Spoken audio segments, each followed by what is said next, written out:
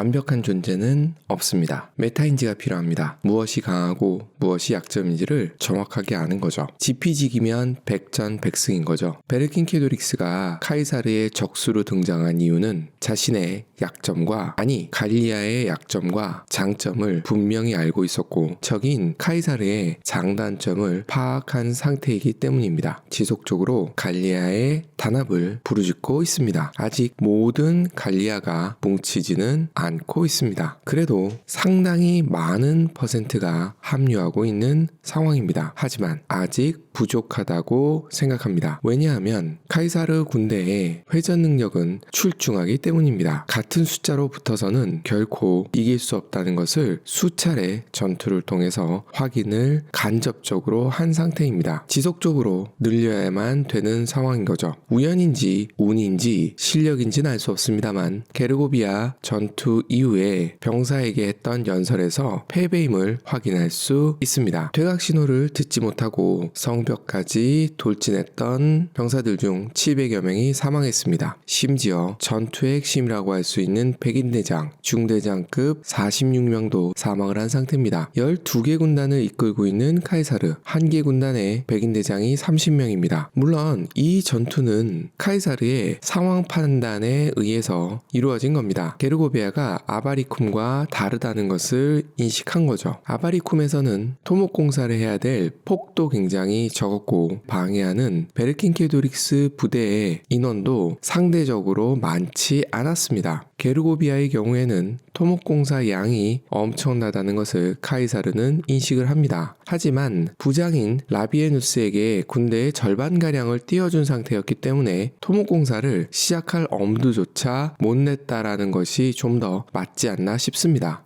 할 수 있었다 하더라도 하이드족의 배방까지 이어지면서 절대 전력이 부족한 상황이 된 거죠. 전략적 철수를 결단한 카이사르. 하지만 철수처럼 보이지 않기 위해서 치루었던 전투는 휘하 장병들의 지나친 승부욕으로 결국 패배하게 됩니다. 하지만 사기는 중요합니다. 후퇴를 하더라도 꼬리를 잘리면 안 되거든요. 그래서 질책과 칭찬을 함께 합니다. 아바리쿰과 비교하면서요. 아바리쿰에서 토목공사에 지친 장병들의 사기를 끌어올리기 위해서 베르킨케도릭스가 매복하러 나간 사이에 한마디로 지휘관이 부족한 상황에 진지 앞까지 갑니다. 그리고 공격 명령을 내리지 않죠. 왜냐하면 지형적으로 불리하기 때문에 공격을 했다가는 너희들이 많이 다칠 거라는 이야기를 합니다. 이를 기억하고 있는 장병들을 향해서 이곳 게르비아도 지형적으로 불리하다. 전투 명령을 내렸던 이유는 적절한 승리를 위해서였다. 하지만 너희들은 폭주했다. 사령관의 말을 듣지 않고 월권이라는 질책을 한 거죠. 하지만 어려운 전투에서 이만큼 너희 용맹함을 보여준 것은 칭찬할 만하다 라고 마무리를 짓습니다. 소아과 병원에 가면 먼저 주사를 놓고 사탕을 주죠. 패배한 카이사르 그대로 철수할 수는 없습니다. 게르고비아 앞에 3일 연속 전투 대응을 갖추고 시비를 겁니다. 하지만 베르킨케도릭스는 말려들지 않습니다. 이러한 상황에 카이사르에겐 또 하나의 악재가 닥칩니다. 로마 진영에 있었던 하이드족 젊은 유력자 둘이 떠나기로 한 거죠. 비리오 마르스와 에포레도릭스는 리타비쿠스의 선동을 우려해서 이를 해결하러 간다고 이야기를 하죠. 카이사르는 이 둘의 손을 잡고 그동안 카이사르가 하이드족에 보여주었던 호의를 일장연설을 합니다.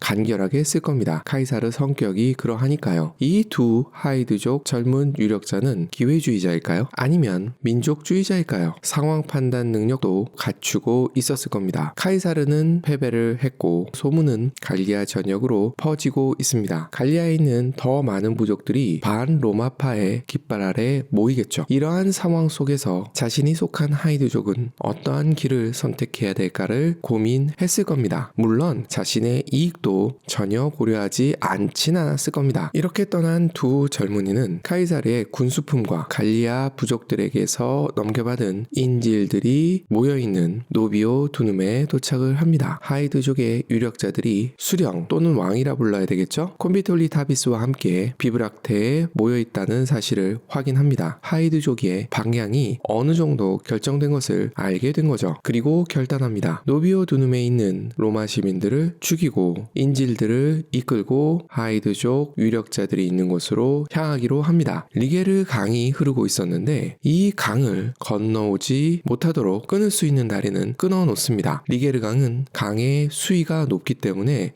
쉽게 넘지 못할 거라는 확신까지 한 거죠. 하지만 카이사르는 카이사르입니다. 다리를 놓고자 하면 방해를 받을 것이 분명하기 때문에 상대적으로 수위가 낮은 지역을 찾도록 기병을 보낸 거죠. 그리고 결국 찾아내고 기병 부대의 도움을 받아 군단병들은 리게르 강을 건너게 됩니다. 그리고 카이사르에게 가장 약점인 군량미를 확보하게 되는 거죠. 결국 이 두 젊은이는 절반의 성공만 할 수 있었던 거죠. 카이사르가 리게르 강을 넘었다는 것은 어떠한 의미일까요? 갈리아 전체가 봉기하고 있다는 것을 알고 있었을 겁니다. 특히 갈리아 지방의 G2 중 하나인 하이드족마저 반로마로 선회한 상황입니다. 그렇지만 카이사르는 로마의 속주로의 후퇴를 염두에 두지 않는다고 적어 놓습니다. 그 이유로는 굴욕적이고 불명예스럽기 때문에 또 퇴로에 있는 지난 겨울 눈길을 겨우 뚫고 넘었던 산을 다시 넘는다는 것은 쉬운 일이 아니다. 여기서 하나 확인할 수 있는 것은 갈리아 전쟁 2년을 마칠 때쯤 부장인 갈바를 통해서 알프스에 길을 하나 확보하려 했었던 이유가 드러납니다. 그동안 카이사르가 갈리아 지방을 올 때는 이탈리아 북부에서 프랑스 남부로 넘어간 다음 다시 프랑스 중부를 향하는 코스였어요. 길이 하나면 봉쇄됐을 때 문제가 생길 경우가 많죠. 그래서 새로운 길을 확보하고자 했던 겁니다. 사실 우회하면 되기는 해요. 베르킨게토릭스는 카이사르와 정면으로 붙을 가능성은 없기 때문에 충분히 안전하게 프로빈키아로 돌아갈 수 있었을 겁니다. 길이 험하다는 것은 핑계일 가능성이 농후합니다. 마지막 이유, 이 부분이 가장 핵심이지 않았을까 싶어요. 로마 군단의 반을 이끌고 있었던 라비에누스는 갈리아 중부에서 활동을 하는 중이거든요. 만약 자신이 6개 군단을 이끌고 떠나버리게 되면 라비에누스는 고립이 됩니다. 장병들에게 최악은 사령관이 자신들을 버렸다는 사실이죠. 사기 떨어지는 것은 당연하고 몰살로 이어질 가능성도 높습니다. 이렇게 되면 카이사르를 따르고자 하는 병사들은 없어질 겁니다. 부장들도 그렇고요. 더불어 정치적 생명은 끝납니다. 장병 이콜 선거에서의 표니까요. 만약 로마의 속주로 후퇴를 한다면 어떨까요? 다시 돌아올 수 있을까요? 정치적 생명이 끝났다는 것은 다시 갈리아로 돌아올 수 없다는 것을 의미합니다. 그리고 라비에누스가 있는 갈리아 중부를 향하게 됩니다. 속마음을 직접 글로 남기진 않았지만 지금까지 상황으로 보아 카이사르는 베르킨게토릭스가 회전으로 응수하진 않을 거라는 것을 알고 있었다고 보여집니다. 갈리아에 있다 하더라도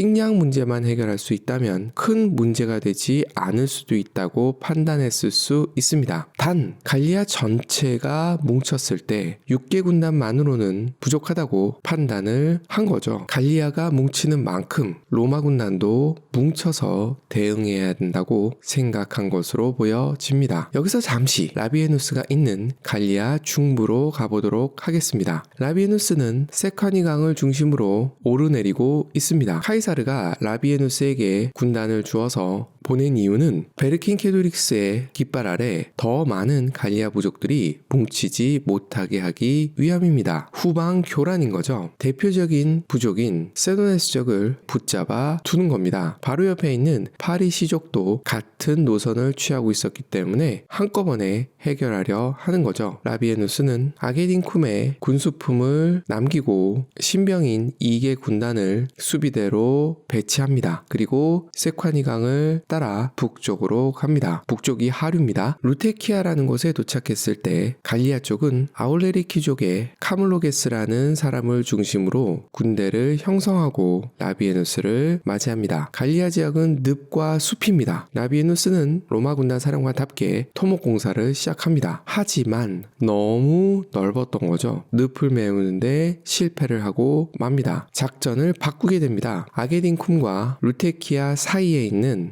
메티오 세둠이라는 섬을 점령하게 됩니다. 강을 따라서 공격을 하겠다고 생각한 것 같아요. 다시 루테키아로 진군을 하던 중 북쪽에서 내려오던 갈리아 군단과 서에서 동으로 세카니 강으로 흘러드는 강을 사이에 두고 마주하게 됩니다. 전투를 벌이려고 하던 즈음 소문이 들려옵니다. 하이드족이 카이사르를 배신했다. 카이사르는 게르고비아에서 패했다. 그리고 프로빈키아로 철수하고 있다. 그리고 갈리아의 강력한 부대를 가지고 있는 부족 중의 하나인 벨로바키족이 군대를 소집하고 있다는 이야기도 들려옵니다. 라비에누스는 빨리 카이사르와 합류해야 된다는 생각을 하게 됩니다. 하지만 그냥 후퇴할 수는 없죠. 한 번의 전투는 해야만 합니다. 그래서 작전을 씁니다. 5개 대대는 시끄럽게 아게긴쿰으로 향하도록 합니다. 기병들에게 배를 주어서 하류로 조용히 이동하라고 합니다. 강 건너에서 이를 지켜보던 갈리아인들은 로마가 상류와 하류로 이동해서 도강을 시도한다고 생각을 하게 되는 거죠. 특히 상류 쪽을 향하고 있었던 5개 대대가 시끄럽게 움직이고 있었기 때문에 주력은 상류 쪽이라고 생각을 하게 되는 거죠. 그래서 카물로게스는 부대를 셋으로 나눕니다. 수비대, 상류, 하류. 라비에누스 부대는 5개 대대만 상류를 향했을 뿐 로마 기병들이 확보해둔 지에서 배를 타고 도강에 성공을 합니다. 로마의 주력 부대는